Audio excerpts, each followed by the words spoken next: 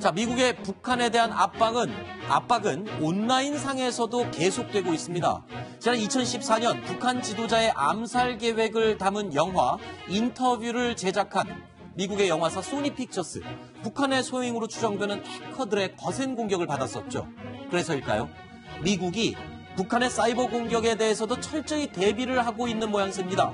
미국 국토안보장관이 직접 나섰습니다. The cyber domain is a target, a weapon, and a threat vector all at the same time. For instance, in the past 2 years, we witnessed North Korea's WannaCry ransomware spread to more than 150 countries, holding healthcare systems hostage and bringing factories to a halt. But what worries me is not what these threat actors have done, but what they have the capability to do. Stealing our most sensitive secrets, deceiving us about our own data, distracting us during a crisis.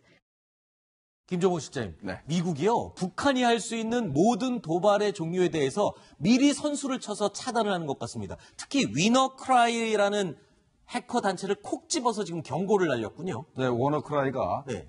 죄송합니다. 워너크라이. 2017년 5월 달에. 위너크라이가 맞습니다. 예, 예. 워너크라이입니다. 워너크라이입니까? 아, 죄송합니다. 예, 예. 울고 싶다 이런 얘기입니다. 네.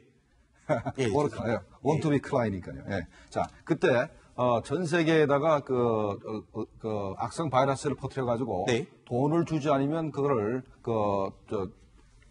해결해 주지 않겠다라고 해서 많은 돈을 뜯었는데, 그때 피해액이 한 5억 7천만 달러 정도 된다 그럽니다. 이게 사실 어떻게 보면은 국가가 할 일이 아닙니다. 네. 북한은 몰래 한다고 했지만 이게 전부 다 드러나가지고, 그의 주범인 박진영이 바로 유엔의 제재 대상에 지난해 9월에 수배령을 내렸죠. 맞습니다. 예. 그래서 저런 부분이 북한한테 굉장히 바악재인데, 네. 이 현재 북한이 하노이 정상회담이 실패한 다음에 북한이 가장 손쉽게 할 게 바로 이제 사이버 테러거든요. 미국에서 우려하는 게 바로 그거고, 또 지금 국토부 장관이 한 얘기 중에 가장 우리가 관심을 가지고 봐야 되는 것은 북한이 기밀을 훔쳐갈 것이다. 네. 이게 군사 기밀과도 훔쳐갈 것이다 얘기를 했는데, 우리 정부가 당했지 않습니까? 우리가 네. 대우조선에서 3,000톤급 잠수함 설계도면을 우리가 뺏겼지 않습니까? 네네. 네. 그런 일이 벌어질 수 있으니까, 만약에 그렇게 북한이 비밀을 탈취하거나 다시 한번 바이러스를 퍼뜨리면 가만두지 않겠다라고 네.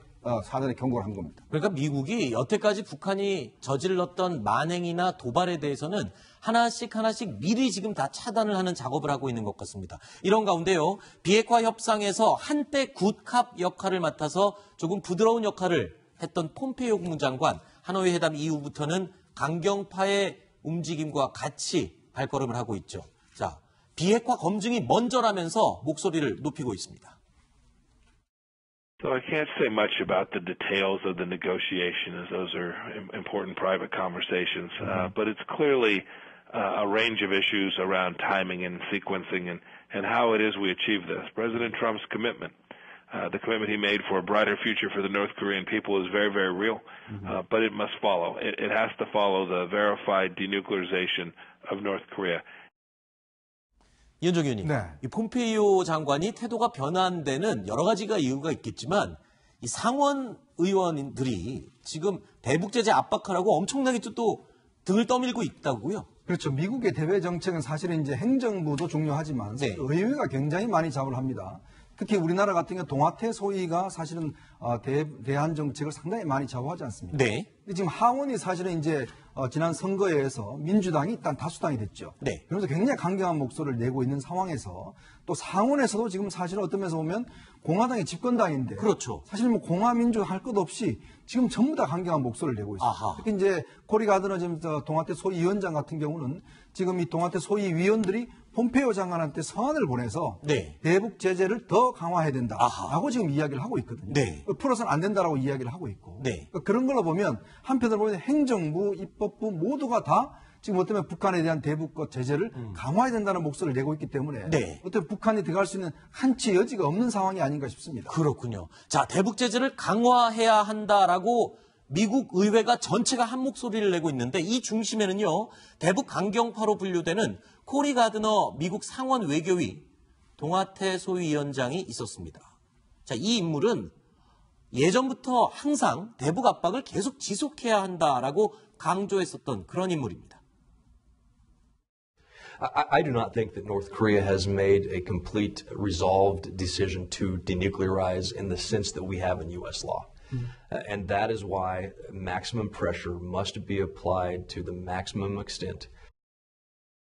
조수진 부장, 이 정도 되면 미국의 지금 조야 여론은 대북 압박으로 모두 대동단결했다고 봐야 되나요? 한마디로 이견이 없는 거죠. 아하. 네, 금방 보신 것처럼 미 상원 외교위원회에서 한반도 문제를 다루는 게 바로 동아시아 태평양 소위입니다. 네. 굉장히 중요한데요. 위원장이 지금 금방 보신 코리 가드너 공화당 의원이에요. 네. 그런데 이 공화당 의원과 에드 마키라는 야당 간사가 함께 폼페이오 국무장관에게 서한을 보낸 거죠. 뭐라고 보냈냐면 지난 5일에 그 유엔 안보리 대북제재위원회 전문가 패널이 낸 보고서가 있습니다. 네. 그러니까 대북제재를 강화를 했음에도 불구하고 북한이 석탄이라든지 석유를 불법 환적해서 구멍이 뚫려 있다. 그러니까 더 강력하게 제재할 필요가 있다라는 내용의 보고서가 나왔는데 이 보고서를 첨부해서 네. 정부가 행동에 나서야 된다. 아하. 그러니까 정말 어떻게 빈틈없이 이거는 잡아내야 된다. 네. 이런 걸 촉구한 거거든요. 네. 야당 간사와 여당 위원장이 한 목소리를 냈다. 그러면서 미 행정부에 힘을 실어주고 있습니다. 네. 이건 어떻게 보면은 행정부가 굉장히 무엇을 하더라도 힘을 받는 거죠. 네. 대북 정책에 있어서 이렇게 여야가 한 목소리를 내야 되는 건 미국이 아니라 오히려 지금 우리나라가 지금 그래야 되는 거 아닌가요? 어떻게 보면 조금 부러운 면인 것 같기도 하고요. 자, 미국은 북한에 그야말로 빛 하나 셀 틈 없이 아주 빡빡하게 제재 압박을 가하고 있는 상황입니다. 그래서일까요? 북한에서 지금 절반 이상이 멈춰 선 것이 있습니다. 바로 이겁니다. 택시. 평양 시내에 있는 모든 택시의 절반이 지금 멈췄다고요. 조수진 부장, 이거 뭡니까? 파업한 겁니까? 네. 우선요, 우리 외교안보 부처 출입 기자들이 매일 아침에 출근하면 해야 될 게 미국의 자유아시아 방송을 체크하는 겁니다. 네. 가장 북한의 소식을 알 수 있는 미 국무부 산하의 방송국이거든요. 네. 근데 여기 보도가 평양, 신의주 등 북한 대도시에서 요즘 택시 운행률이 크게 떨어졌다. 이런 보도가 나온 겁니다. 네. 이유를 알고 봤더니 고장난 차량의 수리가 되지 않는다. 아하. 북한의 택시는요, 가보시면 많이 목격도 하겠지만, 일제 도요타 니산이라든지, 스웨덴의 볼보, 그리고 독일의 벤츠, 이런 것들을 개조해서 이제 택시를 만들거든요. 네. 그런데 이런 차량의 부품은 유엔 대북제재 대상입니다. 아하. 그렇기 때문에 고장이 나도 지금 수리를 할 수가 없다. 네. 그래서 택시들이 멈춰 섰다라는 보도입니다. 또 한 가지. 기름이 없어서 또 움직이지 못할 수도 있겠네요. 지금 대북 제재 때문에 원유가 들어가질 못하지 않습니까? 그럼 기름이 없어서도 또 못 움직이는 이유가 될 수 있을까요? 될 수가 있죠. 네. 아직까지는 그 몰래 그 해상에서 네. 그 정제유를 밀반입했기 때문에 네. 아직은 뭐 움직이는 것 같습니다만은 아마 미국의 제재가 강력해지면은 앞으로 평양 시내에 있는 택시는 전부 다 쓸 가능성이 있습니다. 네. 그러니까 지금 북한의 상황을 나타내주는 여러 가지 징후들을 종합해보면 이 미국과 유엔에서 하는 강력한 대북 제재가 정말 최고의 효과를 발휘하고 있는 시점이 다가오는 것 같습니다. 자, 사방으로 꽉 막힌 북한. 김정은 위원장의 결단이 필요한 시점이 다가오고 있는데요. 그런데 저희 뉴스탑10에 출연했던 태영호 전 공사, 돈이 필요한 김정은 위원장이 자칫 위험한 선택을 할 수도 있다라고 경고를 했었죠. 김정은한테 제일 필요한 건 지금 돈입니다. 만일 하나 미국이 계속 핵 의혹 문제를 제기하면서 제재를 풀어주지 않는다면 북한은 미국한테 공식 그러면 우리도 죽을 수는 없다. 결국은 우리도 배째하는 밖에 없는데 배째하는 방도는 뭐냐. 핵 기술을 사겠다는 나라가 있습니다. 이란입니다. 아하. 우리도 살아야 되기 때문에 우리도 살 방도를 모색할 수 있다. 이 카드를 쓸 수밖에 없습니다. 이현정 의원님. 네.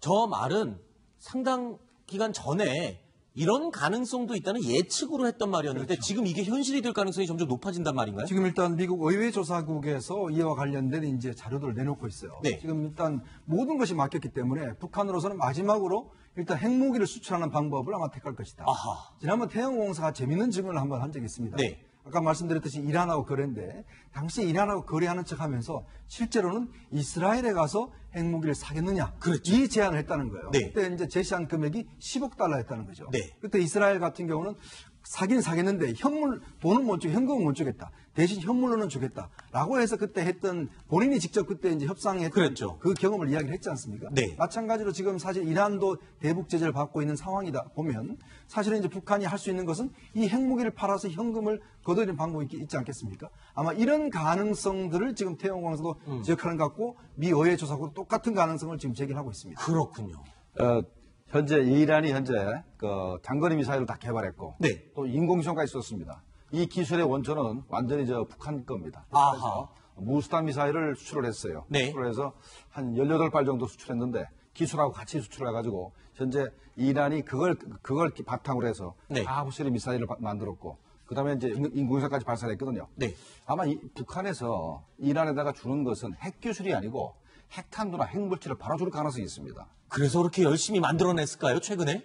핵탄두를 열심히 농축을 하면 빼내고, 그리고 여기저기서 계속 핵시설, 이 원심 분리기 돌리고 막 그랬지 않습니까? 현재 내년 되면 북한이 핵탄두를 100발 정도 그러니까요. 가지게 된다는 게 이제 중론입니다. 그렇게 보면 북한이 한 서너 발 정도를 이란에 파는 건 별 문제가 아닐 겁니다. 아하. 김교 교수님, 김정은 실장님의 예측, 무서운 예측인데, 이게. 저도 적극 동의합니다. 아, 그래요? 미국이 북한의 비핵화에만 신경 쓰는 게 아니라 더 신경 쓰는 게 사실은 핵물질과 핵기술, 핵무기를 해외로 이전하는데 그것도 불량 국가나 불량 단체한테 네. 그런 사람이 만약에 9.11 테러 같은 걸 핵물질을 가지고 와가지고 자폭 테러를 했다고 생각해 보십시오. 아이고. 이건 끔찍한 일 아닙니까? 그렇죠. 그리고 지금 이란하고 그 개연성이 높은 게 김정은의 통치 자금이 말라가고 있습니다. 그렇죠. 통치 자금을 가지고 핵미사일 개발했고 마식령 스키장, 원산, 갈마 이런 거 했기 때문에 그 통치 자금을 가져와야 되고 또 원유를 가져와야 되는데 네. 이란하고 딱이죠. 알겠습니다. 네. 그야말로 영화에서나 나오는 그런 어마무시한 이 설정들인데 글쎄요. 이것도 빨리 차단돼야 될 그런 가정인 것 같습니다.